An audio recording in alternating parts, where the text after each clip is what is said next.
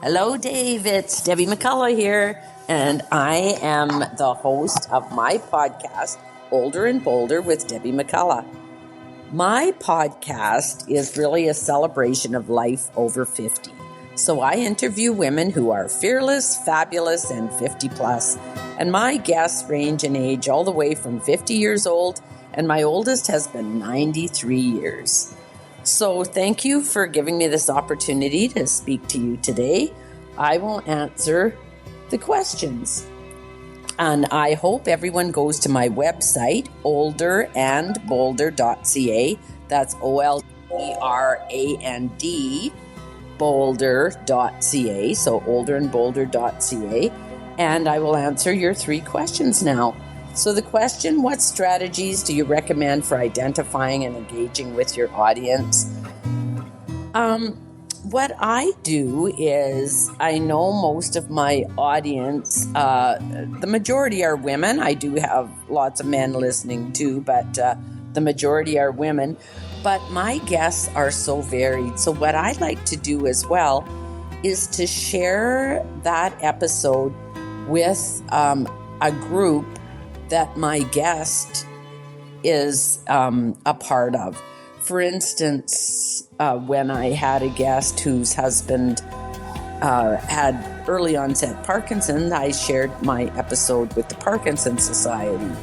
When I interviewed someone who lost their son in the Humboldt Broncos bus crash and started the movement for huge organ donation all across North America and the world, I shared that with the organ donation Canadian organization. So I just do that and think of ways. When I interviewed a world-class curler, Sherry Anderson, I shared that with the Canadian Curling Association as well.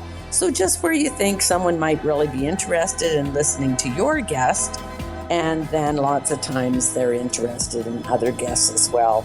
So question 2, can you describe a challenge that you have faced recently in your podcasting journey and how you overcame it? One of the things that I was challenged with to start with, I felt flattered when people would ask me to be a guest on their podcast, or when somebody said they wanted to be a guest on mine. And I thought I had to say yes to everything. I soon realized that was not a good idea. There were some that were just not good fits for me and my brand, and I wanted to stay true to myself. So don't be scared to say no when somebody asks to be a guest on your show, if it's not a good fit and doesn't work well with your show.